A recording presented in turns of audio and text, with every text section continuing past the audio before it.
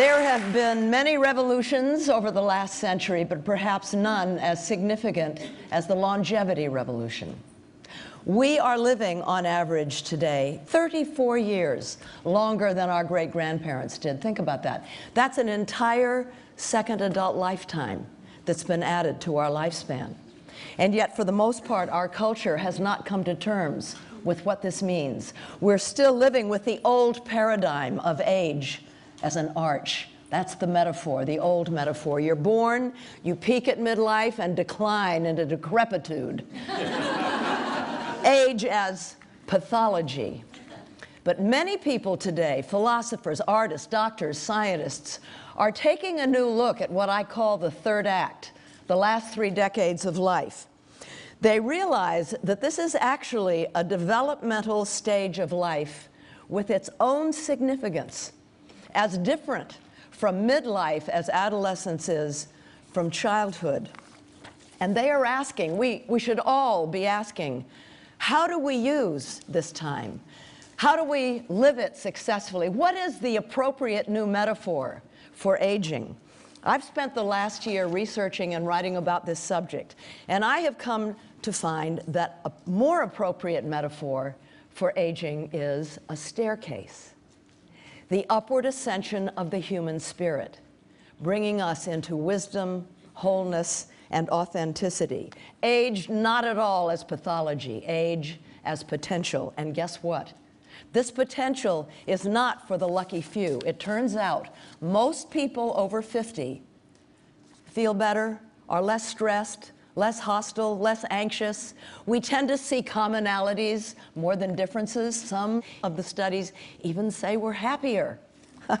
This is not what I expected, trust me. I come from a long line of depressives.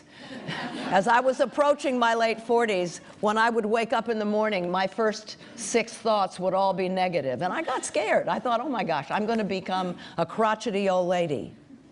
But now that I am actually smack dab in the middle of my own third act, I realize I've never been happier. I have such a powerful feeling of well-being. And I've discovered that when you're inside oldness, as opposed to looking at it from the outside, fear subsides. You realize you're still yourself, maybe even more so. You know, Picasso once said, it takes a long time to become young.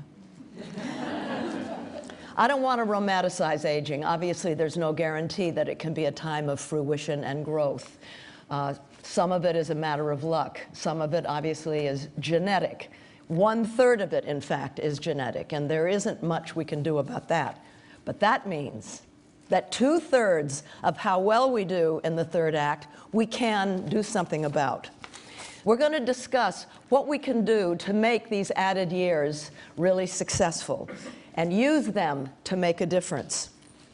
Now, let me say something about the staircase, which may seem like an odd metaphor for seniors, given the fact that many seniors are challenged by stairs, myself included.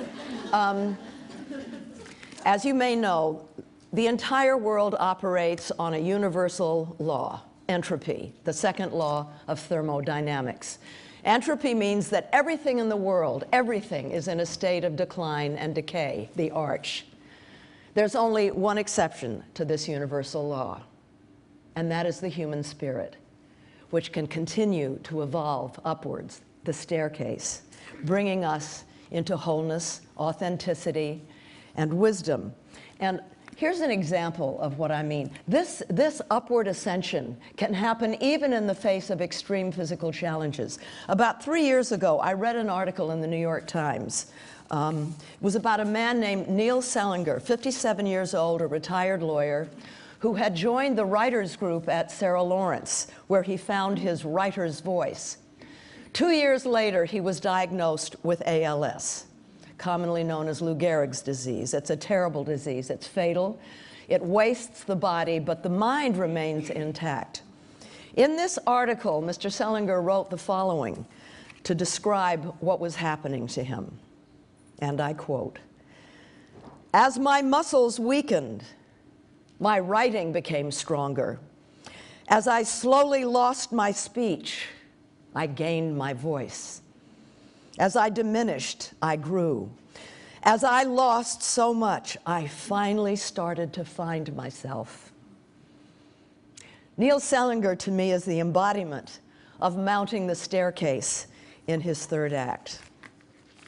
Now, we're all born with spirit, all of us, but sometimes it gets tamped down beneath the challenges of life, violence, abuse, neglect.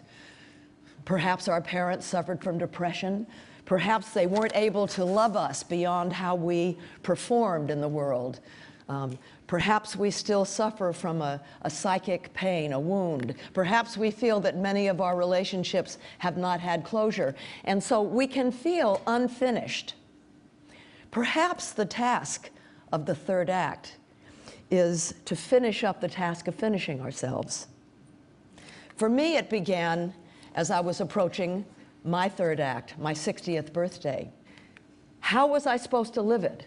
What was I supposed to accomplish in this final act? And I realized that in order to know where I was going, I had to know where I'd been.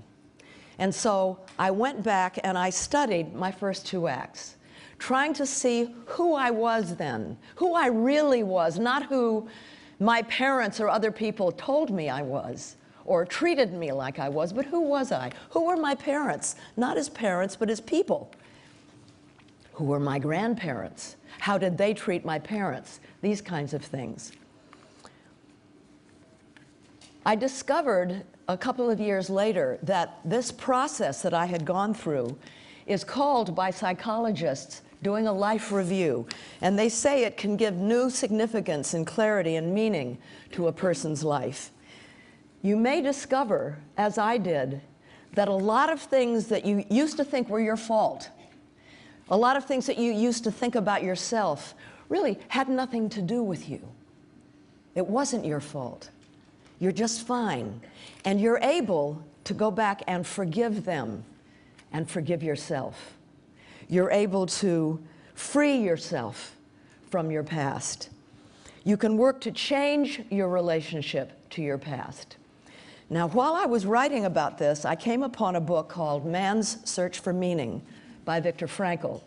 Viktor Frankl was a German psychiatrist who'd spent 5 years in a Nazi concentration camp. And he wrote that while he was in the camp, he could tell, should they ever be released, which of the people would be okay and which would not. And he wrote this: everything you have in life can be taken from you except one thing: your freedom to choose how you will respond to the situation. This is what determines the quality of the life we've lived, not whether we've been rich or poor, famous or unknown, healthy or suffering. What determines our quality of life is how we relate to these realities, what kind of meaning we assign them, what kind of attitude we cling to about them, what state of mind we allow them to trigger. Perhaps the central purpose of the third act is to go back and to try, if appropriate, to change our relationship to the past. It turns out that cognitive research shows when we are able to do this, it manifests neurologically. Neural pathways are created in the brain. You see, if you have, over time, reacted negatively to past events and people, neural pathways are laid down by chemical and electrical signals that are sent through the brain. And over time, these neural pathways become hardwired. They become the norm, even if it's bad for us because it causes us stress and anxiety. If, however, we can go back and alter our relationship, revision our relationship to past people and events, neural pathways can change. And if we can maintain the more positive feelings about the past, that becomes the new norm. It's like resetting a thermostat. You know, it's not having experiences that make us wise. It's reflecting on the experiences that we've had that makes us wise and that helps us become whole, brings wisdom and authenticity. It helps us become what we might have been. Women start off whole, don't we? I mean, as girls, we're feisty. Yeah, who says? We have agency. We are the subjects of our own lives. But very often, many if not most of us, when we hit puberty, we start worrying about fitting in and being popular. And we become the subjects and objects of other people's lives.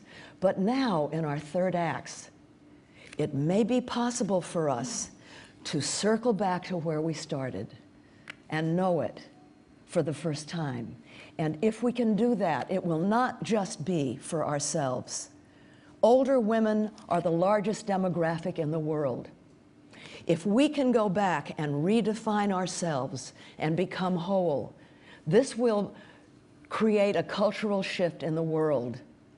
And it will give an example to younger generations so that they can reconceive their own lifespan. Thank you very much.